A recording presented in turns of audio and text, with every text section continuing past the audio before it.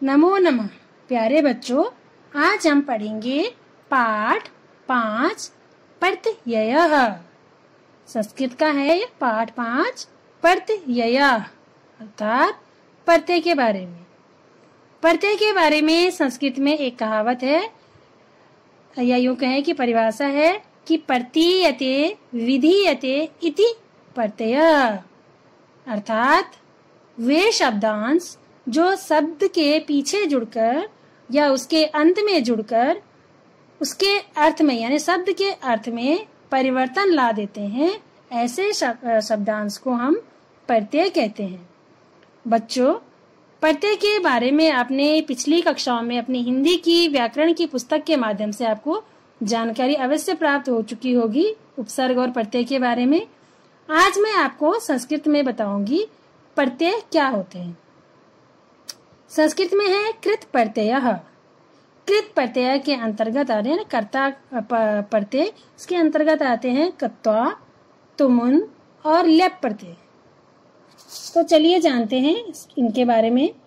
कृत प्रत्यय कत्वा अर्थात त्वा, तुमुन तुम और लेप य, ये प्रत्यय धातु के साथ लगते हैं। धातु यानी क्रिया के सूक्ष्म रूप को धातु कहते हैं, तो धातु के साथ ये प्रत्यय लगते हैं। क्त्वा व लेप प्रत्यय करके के अर्थ में लगते हैं तथा तुमुन या तुम प्रत्यय के लिए के अर्थ में लगता है। लेप प्रत्यय धातु से पहले उपसर्ग लगने पर क्त्वा के स्थान पर लगता है। जैसे पठ जमा कत्वा, देखिए पठ धातु है, पठ धातु के साथ हमने कत्वा प्रत्यय जोड़ा तो ये बन गया पठित्वा। पठित्वा का अर्थ हुआ पढ़कर। इसी प्रकार से पठ जमा तुमुन, पठ धातु के साथ हमने तुमुन प्रत्यय जोड़ा तो क्या बना पठितुम, यानी पढ़ने के लिए। कत्वा प्रत्यय जोड़कर बन गया पठित्वा, जिसका अर्थ हुआ पढ़कर, और तुमुन प्रत्यय हमने पठ धातु के साथ जोड़ा तो ये बना पठितुम, जिसका अर्थ हुआ पढ़ने के लिए। अब प्र जमा विश जमा लेप, प्र उपसर्ग है, विश शब्द है और लेप प्रत्यय है। शब्द बना प्रविश्य और जिसका अर्थ है प्रवेश करके। तो ये थी उपसर्ग के बारे में, प्रत्यय के बारे में थोड़ी सी जानकारी। अब जानते हैं इसको उदाहरण के माध्यम से। सा फलानि खादित्वा भ्रमणाय गच्छति, वह फल खाकर घूमने के लिए जाती है। आलोकः पठितुम विद्यालयम गच्छति, आलोक पढ़ने के लिए विद्यालय जाता है। अंकितः कथां श्रोतुम इच्छति, अंकित कथा सुनने की इच्छा रखता है या कथा सुनना चाहता है। स प्रातः आश्रमं गच्छति, इसलिए वह सुबह आश्रम जाता है। वयं दूरदर्शने चंद्रगुप्त नाटकम द्रष्टुम इच्छामः, हम सब दूरदर्शन में चंद्रगुप्त नाटक देखने की इच्छा रखते हैं। पश्चात भोजनम खादित्वा शयनाय गमिष्यामः, उसके बाद हम भोजन खाकर सोने के लिए जाएंगे। तो बच्चों, ये हमने देखा उदाहरण के माध्यम से प्रत्यय का प्रयोग। अब प्रत्यय का प्रयोग मैं आपको एक कहानी के माध्यम से बताना चाहती हूँ। तो एक छोटी सी कहानी लेकर आई हूँ आपके लिए। कहानी सुनना सब बच्चों को अच्छा लगता है ना? चलिए देखते हैं एक छोटी सी कहानी। घंटासुरः, घंटासुर यानी घंटे वाला असुर, दानव, राक्षस। ठीक है, चलिए उसका नाम घंटासुर क्यों पड़ा देखते हैं। नीलगिरी पर्वतस्य समीपे एकः विशालः देवालयः आसीत्, नीलगिरी पर्वत के पास में, समीप मतलब पास में, एक विशाल माने बहुत बड़ा मंदिर था। देवालय मतलब मंदिर था। एकदा कश्चन चोरा देवालयात् एकां घंटां चोरित्वा अगच्छत्, एक बार कुछ चोर मंदिर से, देवालयात मतलब मंदिर से, एकाम एक, घंटाम घंटा, चोरित्वा चुराकर, अगच्छन गए।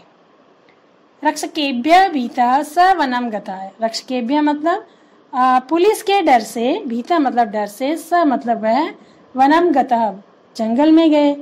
तत्र च सिंहेन हता, वहां पर वो शेर से डरे। घंटा च तत्र एव आपतत, घंटा यानी घंटा भी और वो भी शेर के डर से गिर गए, नीचे गिर गए। प्रातः काले एकः वानरः तत्र आगत्य घंटा धृत्वा ध्वनिम अकरोत्। प्रातः काल सुबह सुबह एक बंदर वहां आया और वहां आकर उसने घंटा धृत्वा ध्वनिम अकरोत् यानी घंटे की ध्वनि करना शुरू कर दिया, घंटा लेकर उसको बजाना शुरू कर दिया। चकिता पुनः हर्षिता च वानरा, जो बंदर था वो बहुत आश्चर्यचकित हुआ उसकी आवाज सुनकर और बहुत खुश भी हुआ। उसने क्या किया, वारम वारम घंटा ध्वनि अकुर्वन्, उसको बड़ा आश्चर्य हो रहा था उस घंटे की ध्वनि सुनकर के, वो इसलिए बार बार उसकी घंटी की उस घंटे को बजा रहा था।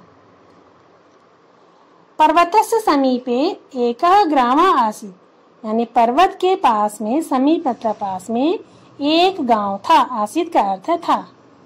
वारम वारम शिखर प्रदेशात घंटा नादम आकण्य ग्रामवासिना अचिंतयन, यानी बार बार पर्वत की चोटी से घंटे की आवाज सुनकर गांव वालों को चिंता होने लगी कि कैसे घंटे की आवाज आ रही है। पर्वत प्रदेश से घंटा सुरह नाम दानवा वसति, उनको लगा कि ऊपर पर्वत में घंटासुर नाम का कोई दानव बसता है। स नरान भक्षित्वा घंटा वादयति, वह लोगों को खाकर घंटा बजाता होगा। एतेन परवादेन भयभीता जना अन्य मार्गेण गंतुम प्रारभन। इसी गलत फहमी में हम कह सकते हैं, डर से जो लोग थे वो उस रास्ते से नहीं जाकर दूसरे रास्ते से जाना उन्होंने आरंभ कर दिया।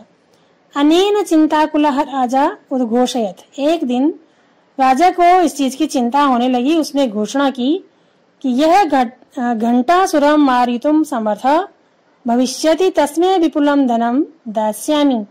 यह मतलब जो घंटा सुरम मारितम, घंटा सुर को मारने में समर्थ, भविष्य समर्थ है, मारने के लिए समर्थ है, तस्मै उसको, विपुलम मतलब बहुत ज्यादा, धनम दास्यामि धन दूंगा, उसको बहुत ज्यादा धन दूंगा। जो घंटा सुर को मारेगा उसको बहुत ज्यादा धन दूंगा।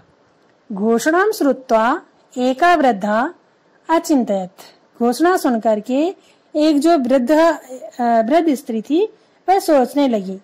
तत्र दानवा राक्षस व नैव, वहां पर राक्षस है या नहीं, यह देखने के लिए वह सा वनम गत्वा, वह वन में गई। अपश्यत, उसने देखा कि यत वानरा घंटा नादम कुर्वन्ति, उसने देखा कि एक बंदर घंटा बजा रहा है। अन्यस्मिन् दिने सा कदली गुच्छानि चणकान च नीत्वा वनम अगच्छत, दूसरे दिन वह कदली गुच्छानि माने केरे का एक गुच्छा लेकर के वहां पर गई। फलानि दृष्ट्वा कपया घंटां त्यक्त्वा फलानि गृहीतुम मग्न अभवन्, फल देख करके जो बंदर था उसने घंटा फेंक दिया, नीचे त्याग दिया और फल लेकर वो भाग गया और अपना आराम से बैठकर फल खाने में मग्न हो गया। स वृद्धा, वह वृद्ध स्त्री, शीघ्रतया घंटां गृहीत्वा, शीघ्रता से घंटा लेकर के राज्यसभा प्राप्य अवदत्, राज्यसभा में पहुंची और बोली, राजन मया घंटा सुरा हता, मैंने घंटासुर को मार दिया है। अत्रास्ति तस्य घंटा, यह देखो यह उसका घंटा है, वो घंटा साथ में ले आई थी। सत्यमेव, सही कहा गया है, यत्र बुद्धि तत्र युक्ति, यानी जिसके पास बुद्धि है उसके पास विवेक है और वह अपने विवेक से किसी भी असंभव कार्य को संभव करने की युक्ति यानी रास्ता अवश्य ढूंढ लेता है। तो बच्चों, आप भी जब किसी मुसीबत में पड़ जाओ तो अपनी बुद्धि और विवेक का प्रयोग करके उस समस्या से बाहर निकल सकती हो। तस्मिन् एव दिने घंटा नादः न श्रुत्वा, दूसरे दिन जब लोगों ने घंटे की आवाज नहीं सुनी, सर्वे तुष्टा प्रसन्ना च भवन, सब लोग संतुष्ट हुए और प्रसन्न हुए। राजा वृद्धाये विपुलम धनम अयच्छत, राजा ने उस वृद्धा को बहुत सारा धन दिया। तो बच्चों, कैसी लगी आपको ये कहानी? आपको ये कहानी अपनी भाषा में इसको हिंदी में आपको इस कहानी को बोलना है, अपनी वीडियो बनानी है और उसको व्हाट्सएप ग्रुप पर सेंड करना है। तो करेंगे ना आप अपनी वीडियो बनाकर सेंड? चलिए, आज के लिए इतना ही। दूसरे दिन फिर मैं इस पाठ के एक्सरसाइज के साथ आपके सम्मुख प्रस्तुत होंगी। तब तक के लिए धन्यवाद।